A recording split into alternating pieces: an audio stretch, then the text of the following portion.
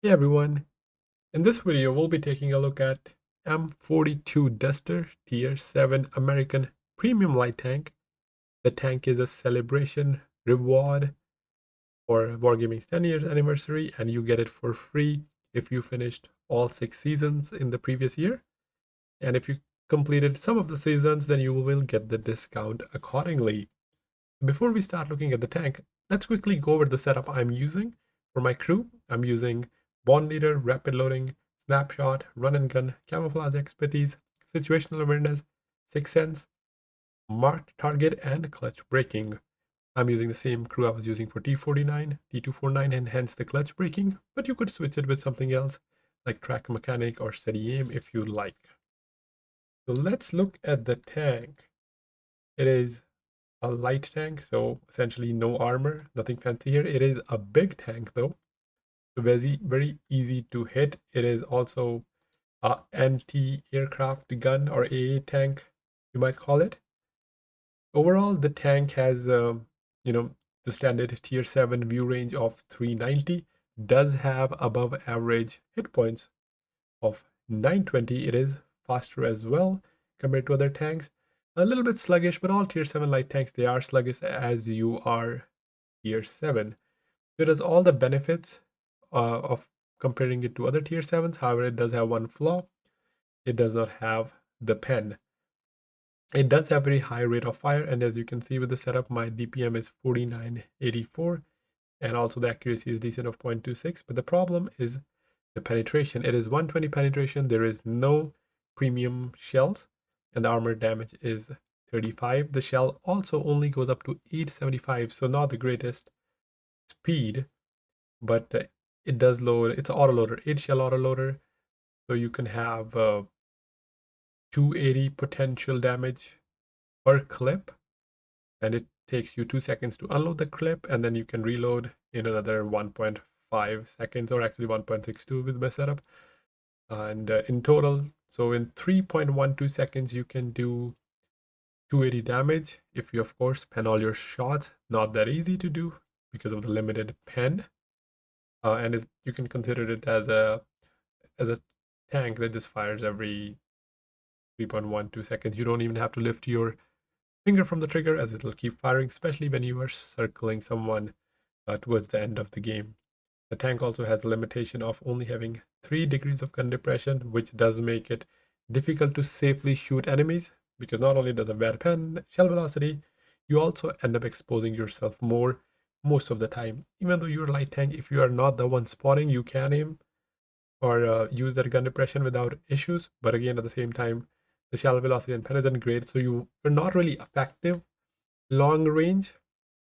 So the tank does have really high DPM, as we see, right? But it's not effective DPM because the game starts early on. You won't be able to do or use that DPM. But if you do manage to survive early on and have your HP, then you can trade that HP towards the end.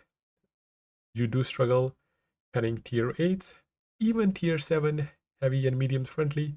However, you can pen them on the side, but it really dominates, or you can really bully the tier 6 and tier 5. But again, uh, what the top tier tank can't bully the lower tier. So overall, I would say the tank is balanced. I don't think it's broken. I was comparing it how I perform with the other tanks. I do better in the other tanks that are single shot, and of course, the clip potential isn't that much. I can't just kill the tanks like other Gatling tanks. It takes me a while, as I said, 3.12 seconds to do 280 damage, and if I'm circling, I'm not even hitting shots.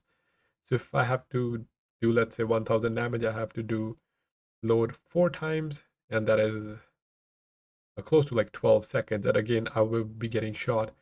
The enemy would have time to react, and that's my main concern with these tanks with crazy DPM, as you don't get time to react. But that's not the issue with this tank, and I did kind of find it a little bit weaker, but it is good a tank to be weaker, and probably it can use some buff, maybe a little bit of penetration buff in the future, because it is being given away for free, and the last thing you want is a OP tanker running around.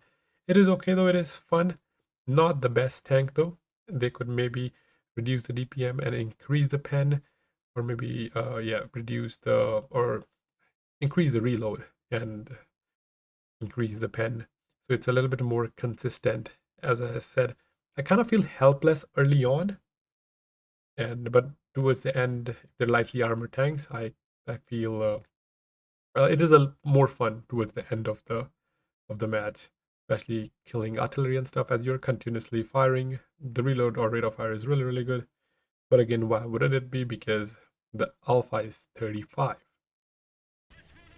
Now let's see how this tank actually performs in the battle. I have two replays. In this one, I am bottom tier. There are tier 8s. I didn't get a game where I was bottom tier and we had tier 9s. The worst I ever had was tier 8. And I did play a significant amount of games, at least not that I remember. And the second replay, I'll be top tier, and we can see the difference. Of course, in Nebelberg, just going towards the right side. The accuracy is pretty good, and most of the time I just auto log and fire because the shell velocity is so slow that by the time I'll aim in, I might end up missing the shots anyway. As you can see, I do end up hitting 3 of my shots, and then 2 more while just driving around, as the low alpha does come with better gun handling. Now just waiting for the opportunity. If anyone is in the open, you can punish them, but don't try to go in, as the tank is pretty big. And you'll notice it towards the end. Even when I try to ambush other tanks, I struggle to pen all shots because when they're too close to me, the 3 degrees of gun depression does impact or doesn't help much, you know. So pushing towards the K0, just aiming at the light tank that's in the middle. Got some more pens. You won't do much damage early on, but the key is to not just commit into the enemy early on, as you will die. It is not a T49 where you can push a tank and then get away with it after killing them. What will most likely happen is you'll probably do 50 or 100 damage and then end up dying because of the amount of guns. So you won't kill anyone and you will get punished. I did pen that BZ a couple times, and now at this point just trying to track him so our team can punish. This is where you have to be patient. Just do whatever you can. It can be a little bit demotivating as you're only doing, as I said, 335 damage per shot, and most of the time you're not even penning, especially if it's angled. 120 pen is enough to pen the sides of all tier 7s and most tier 8s except super heavies, but tier 9 is where more of a problem is. But again, from the front it is still a struggle to pen higher tiers. The BZ is angled, but I decided to just keep shooting him so he's tracked to get some extra track damage. Once he's dead, I can at least push this side. The tank does have high alpha, and especially if he switches to HE, he can one-shot me. I did play a decent amount of games in this tank, and as mentioned earlier, I actually did worse in this tank, but it could also be because I was trying to, play it like a T49, out that it is better or more dangerous than it is, but it is not. As I said, they did a good job balancing this tank. However, at least they did a good job not making it OP. But I'm not sure how you can make this tank balance or perform at the same level as other tanks. This tank being an AA gun, right? It'll always have high DPM, it'll have low pen, low alpha, and this tank is just more situational, or any AA tank, if they're correctly balanced. And as you can see, only 300 damage, do have 900 assist, and now closing in towards the middle, I do see someone firing. Someone to take him out. I wasn't sure how much health he had, but I asked my platoon mate from. He said he's not healthy and he was low, so decided to push him. He do end up penning me a couple times, but I took him out of the game and finally did some damage. 600 damage. We are winning by 3 tanks. Artillery targeting, just getting in cover before I start to move again. Sturm Tiger P gets spotted. I don't want to go towards him because they will have someone on the sniping hill. As I was pushing forward, their artillery gets spotted. And as you can see, even if they're moving, I can hit some shots, but I just find it easier to just lock on, as you have unlimited shells, right? You're always loaded. And I think especially when you're moving, you will not be able to manually aim. It'll just slow down your DPM, or the amount of damage you can do. And yeah, as you see, I'm like close to him, and now I can't look down at him, bounce some shots. And sometimes if they're heavy tanks, that's really an issue, because you have to pen their side or bottom, and sometimes you just can't get your gun down. 1400 damage and 1400 assist. Going back to Storm Tiger now, as T25 did get punished, and hopefully will not peak. Now I can pen the back of Storm Tiger, a good clip. And as I said, the tank is not toxic, because look how long it's taking me to kill that tank. I didn't just go behind him and deleted him in 3 seconds. I have to load multiple times, and it takes probably 10 seconds to 15 seconds to kill a tank. It's still good, you know, it's still faster than any other tank, but again, they will get time to react. They can turn and they can fight back. So that's why the tank is not toxic. But considering how ineffective I am in the beginning, and I have to go around them, it's just not in the game for the longest period, especially early on. You can play as a scout spot for your team, but the tank is big, so you can get punished if you get spotted in an awkward position, so you have to be careful for that. T25 by 2 over peak to shoot me, unfortunately missed. I did see someone fired over here, so I wanted to do some quick damage. It is a stutter a mill. I was ready to take a shot, as I did have HP, so just pushed into him. However, he rushed, he panicked, and did no damage to me, and I was able to kill him. I mean, he did do ram a little bit of damage, but once he missed the initial shot, I had no fear, as there was nothing he could do essentially. Even if he had penned me, I would have still killed him. And as I was going forward, Chimera got spotted. Very, very unlucky for him, as he hit my track, right? He has a big gun, he should have just penned me, but again, back gun had the link with high alpha for Chimera, and he ended up missing. Decided to run away, so he comes out in the open and I can circle him. Don't want to get shot by him again. I can take one shot, but I only want to get shot by him if I know I can clip him between his reload. Since I was running away, I was hoping he turned back and I can get behind him. And he is. Unfortunately, still his turret is facing front, or the hull is facing front, and his turret was the backside. And again, this is where the 3 degrees of gun depression is really being annoying. I have to shoot his side turret. I'm still doing some damage. Couldn't get my gun down here, so I had to keep going down, as the tank does have elevation, being an anti-aircraft, and right here I have gun depression to shoot his back. I did take a shot from him, but at least I ended up killing him with 3700 damage and 1800 assist. And as I said, you have to be passive early on if you want to be effective.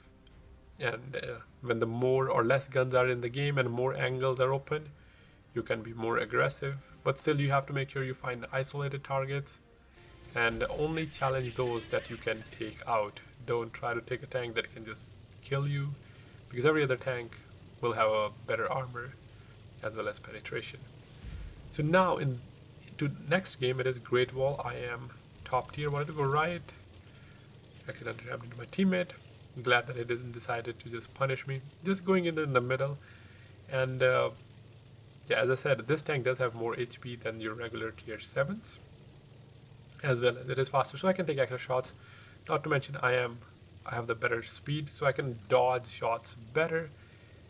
And basically, when you are top tier, this is where you can unleash your true potential, because penetration is not an issue. That's your weakness, and that's no longer an issue when you can pen every tank, as they're a tier lower than you. I'm not sure if we still see tier 5 though, as there are some tier 6 in the game. I'm not sure if tier 7 see tier 5. I think they do. So I guess this is kind of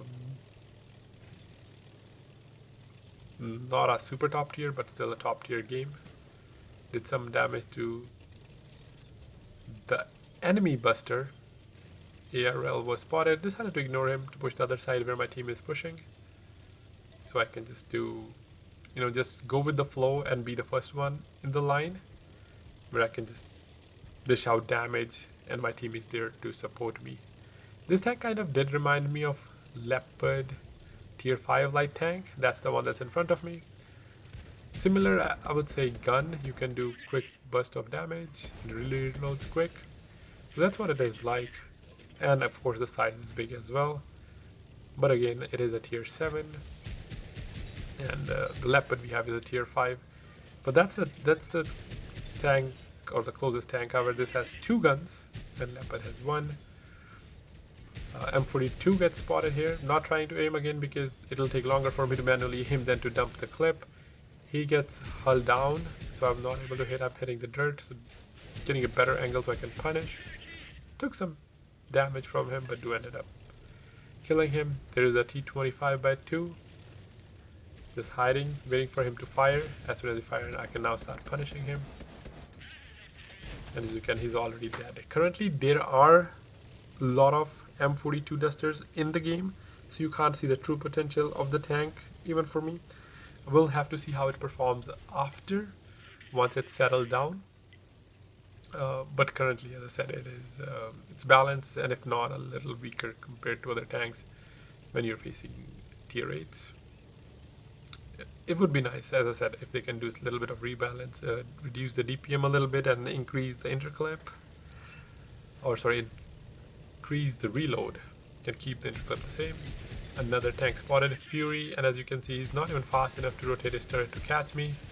And he is already dead. My turret does move, or I guess tank moves faster than the turret. But yeah, if I can see tier 6s, they're already dead.